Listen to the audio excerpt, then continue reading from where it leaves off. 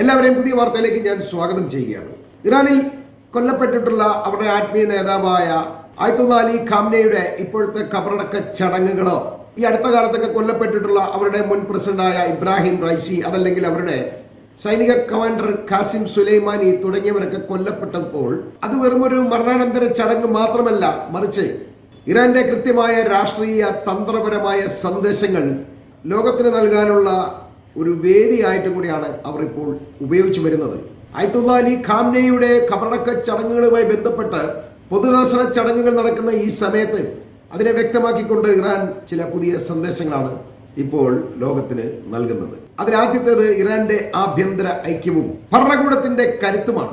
നേതാക്കളുടെ വേർപാടിൽ രാജ്യം തളർന്നു പോയിട്ടില്ലെന്നും കോടിക്കണക്കിന് ജനങ്ങളെ തെരുവിലിറക്കി ഭരണകൂടത്തിന് പിന്നിൽ അണിനിരത്തുന്നതിലൂടെ ഞങ്ങളെല്ലാം ഒറ്റക്കെട്ടാണെന്നുമാണ് ഇറാൻ ലോകത്തോട് പറയാതെ പറഞ്ഞു തരുന്നത്. രണ്ടാമത്തേതായി പറയേണ്ടത് ഇറാന്റെ പ്രതിരോധത്തിന്റെ അച്ചുതണ്ട് എന്ന് വിശേഷിപ്പിക്കുന്ന ഹമാസ്, ഹിസ്ബുള്ള, ഹൂത്തികൾ തുടങ്ങി സായുധ സംഘടനകളുടെ നേതാക്കളെ ഒരു വെല്ലുവിളി പോലെ ഈ ചടങ്ങിന്റെ മുൻനിരയിൽ ഇറാൻ പ്രദർശിപ്പിച്ചതാണ്. ഞങ്ങൾ പശ്ചിമേഷ്യയിലെ ഒരു വലിയ സഖ്യമാണ് എന്നാണ് ഇതിലൂടെ ഇറാൻ ലോകത്തിന് കാണിച്ചു കൊടുക്കുന്നത്. ഇവരുമായിട്ടുള്ള ബന്ധത്തിന്റെ പേരിൽ ഇസ്രായേലും അമേരിക്കയും സ്ഥിരമായി ഇറാനെ കുറ്റപ്പെടുത്തുക കൂടി ചെയ്യുന്ന ഈ അവസരത്തിലാണ് ഇറാൻ ഈ നേതാക്കളെ സ്വന്തം രാജ്യത്തേക്ക് വിളിച്ചു വരുത്തി അവരെ പരസ്യമായി പ്രദർശിപ്പിക്കുന്നത് എന്ന കാര്യം കൂടി ഓർക്കേണ്ടതുണ്ട്. മറ്റൊന്നെടുത്ത് പറയേണ്ട കാര്യം ഇറാൻ നെതന്യാഹുവിനും ട്രംപിനും നൽകുന്ന മറ്റൊരു മുന്നറിയിപ്പാണ്. ട്രംപിനെയും നെതന്യാഹുവിനെയും കൊല്ലണം എന്ന മുദ്രാവാക്യം ഈ ചടങ്ങിലെമ്പാടും തെളിഞ്ഞു നിൽക്കുന്നത് ലോകത്തിന്റെ മുഴുവൻ ശ്രദ്ധയിൽപ്പെട്ടിട്ടുണ്ട്. ഇത് അമേരിക്കയ്ക്കും ഇസ്രായേലിനും എതിരായിട്ടുള്ള ഒരു വലിയ മുന്നറിയിപ്പായിട്ടാണ് ഇറാൻ ഉപയോഗിക്കുന്നത്.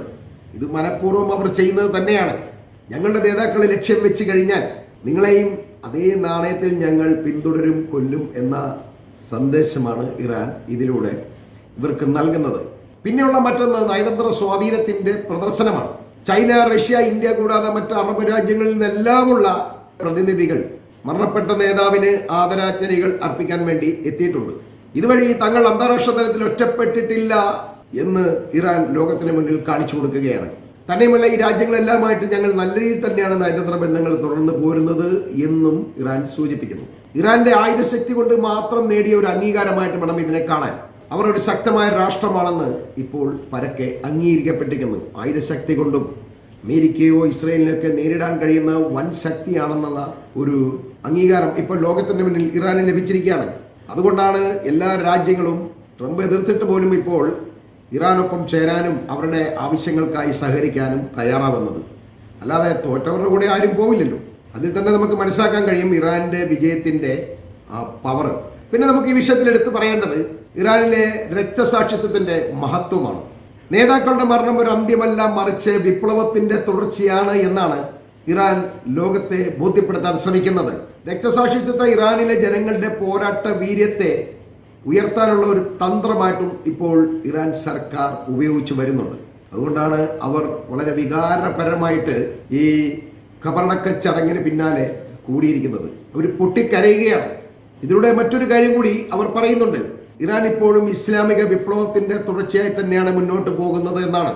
വ്യക്തികൾ മാറിയാലും 1979 ആയത്തുള്ള ഖുമൈനിയുടെ ഇസ്ലാമിക വിപ്ലവത്തിന്റെ നയങ്ങളിലും ലക്ഷ്യങ്ങളിലും ഇപ്പോഴും യാതൊരുവിധ മാറ്റവും ഇല്ലെന്നും ഭരണ സംവിധാനം ഇസ്ലാമികമായി തന്നെ കൂടുതൽ ശക്തിയോടെ മുന്നോട്ട് പോകും എന്നുമാണ് ഇറാൻ ഇപ്പോൾ മുന്നറിയിപ്പ് നൽകുന്നത്. ഞങ്ങളെ ആർക്കും തളർത്താൻ കഴിയില്ല.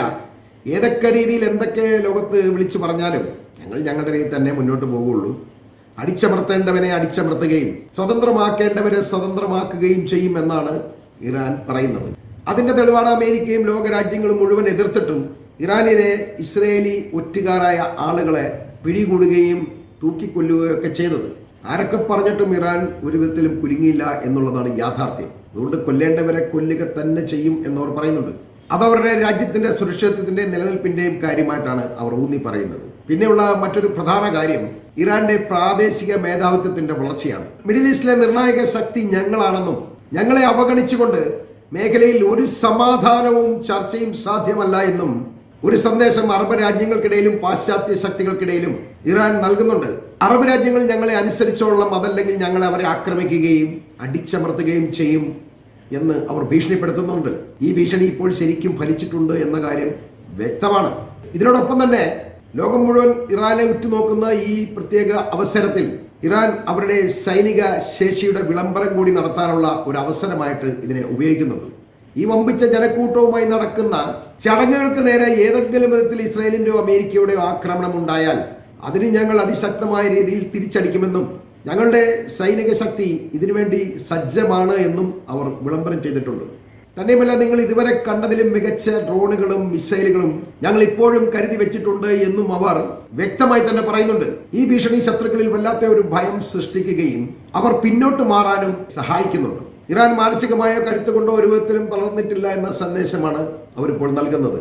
ഞങ്ങളുടെ വൈകാരികമായ അതല്ലെങ്കിൽ മാനുഷിക സ്നേഹത്തിന്റെ ഒരു തലം മാത്രമേ ഈ നേതാവിന്റെ മരണം കൊണ്ട് ദുർബലമായിട്ടുള്ളൂ, ബാക്കിയുള്ള എല്ലാ ഭാഗങ്ങളും അത്യധികം ജ്വലിച്ചു നിൽക്കുന്നു എന്നും അവർ വ്യക്തമാക്കുന്നുണ്ട്.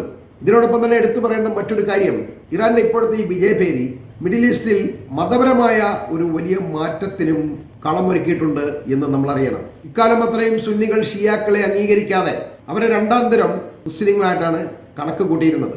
സാധാരണ സൗദിയിലൊക്കെ ഈ ഷിയാക്കളെ 110 വോൾട്ട് എന്നാണ് വിളിക്കുന്നത്. അതായത് സുന്നികൾ നമ്മൾ 220 വോൾട്ടും അവർക്ക് പവർ കുറവാണ്, 110 ഉള്ളൂ എന്ന് പറഞ്ഞ് കളിയാക്കുന്ന ഒരു പരിപാടിയുണ്ട്. മിയാഷറ എന്നവർ കളിയാക്കുന്നുണ്ട്. അതൊക്കെ ഇനി മാറും. മിയാഷറ എന്നൊക്കെ വിളിച്ചു കഴിഞ്ഞാൽ വിവരം പറയും. ഷിയ സുന്നി വ്യത്യാസമില്ലാതെ പലസ്തീൻ വിഷയത്തിലടക്കം ഇറാൻ സ്വീകരിക്കുന്ന നിലപാടുകൾ ഉയർത്തിക്കാട്ടിക്കൊണ്ട് ഇസ്ലാമിന്റെയും മുസ്ലിമിന്റെയും നിലനിൽപ്പിനായി പോരാടുന്ന ശക്തി ഞങ്ങൾ മാത്രമാണ് എന്നാണ് ഇറാൻ വിളിച്ചു പറയുന്നത്. ഇതൊരു അവകാശം പോലെയാണ് അവരിപ്പോൾ ഏറ്റെടുത്തിരിക്കുന്നത്. സ്വയം നഷ്ടപ്പെടുത്താൻ പോലും തയ്യാറായ ഒരു യുദ്ധത്തിലൂടെ ഇസ്ലാമിന്റെയും മുസ്ലിമിന്റെയും നിലനിൽപ്പിനായി പോരാടുന്ന ഒരു യോദ്ധാവിന്റെ പരിവേഷം ഇപ്പോൾ ഇറാന് ലോക മുസ്ലിങ്ങൾ നൽകിയിട്ടുണ്ട് എന്ന കാര്യത്തിൽ യാതൊരുവിധ തർക്കവുമില്ല. അതുകൊണ്ട് തന്നെ ഇറാൻ ഇസ്ലാമിക ലോകത്തിന്റെ ഒരു മേധാവിത്വത്തിനായി ഇപ്പോൾ അവകാശം ഉന്നയിക്കുന്നുണ്ട്. കടുത്ത ഷിയ വിരോധികൾ പോലും ഇപ്പോൾ ഇറാനെയും അവരുടെ പ്രോക്സികളുടെയും പക്ഷം പിടിച്ചുകൊണ്ട് സംസാരിക്കുന്നത് നമ്മൾ ശ്രദ്ധിക്കണം. ഇവരെല്ലാം വിജയത്തിനായി ഇക്കൂട്ടർ പ്രാർത്ഥിക്കുന്നു. അമേരിക്കയുടെയും ഇസ്രായേലിന്റെയും മുന്നിൽ ഇറാൻ തോറ്റുപോയിരുന്നെങ്കിൽ അറബ് രാഷ്ട്രങ്ങളുടെ അവസ്ഥ എന്തായി തീരുമായിരുന്നുവെന്ന് അവർ ചോദിക്കുമ്പോൾ എല്ലാവർക്കും ഉത്തരം മുട്ടുകയാണ്.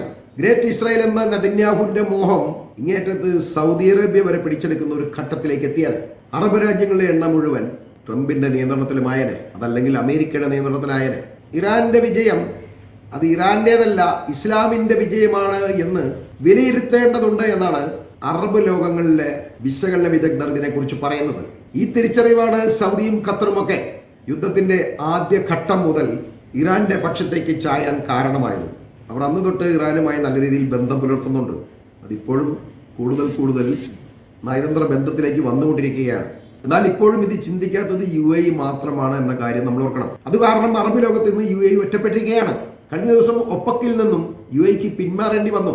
അതായത് ലോക വിപണിയിലെ എണ്ണയുടെ അതല്ലെങ്കിൽ പെട്രോളിന്റെ ഉൽപാദനവും വിലയും ഒക്കെ നിയന്ത്രിക്കുന്ന അന്താരാഷ്ട്ര സംഘടനയാണ് ഒപ്പക് എന്ന് പറയുന്നത്. ആ സംഘടനയിൽ ഇപ്പോൾ UAEക്ക് രാജിവെക്കേണ്ടി വന്നിരിക്കുകയാണ്. അവർ പറഞ്ഞത് ഞങ്ങൾ തങ്ങളുടെ സൗകര്യത്തിന് സ്വന്തം വിലയ്ക്ക് എണ്ണ വിൽക്കും എന്നാണ്. എന്നാൽ ഇറാനുമായിട്ട് ഇടഞ്ഞു നിൽക്കുന്ന സ്ഥിതിക്ക് ഇറാൻ അതിനെ അനുവദിക്കൂ എന്ന കാര്യം കണ്ടറിയണം. ചുരുക്കത്തിൽ ഇറാന്റെ ഈ ഖബറടക്ക ചടങ്ങ് എന്ന് പറയുന്നത് വെറുമൊരു ദുഃഖാചരണം മാത്രമല്ല എന്ന് നമ്മൾ അറിയണം.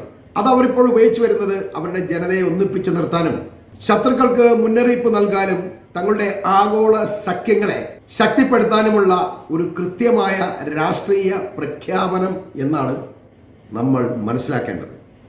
ഈ വാർത്ത ഞാനിവിടെ അവസാനിപ്പിക്കുകയാണ്.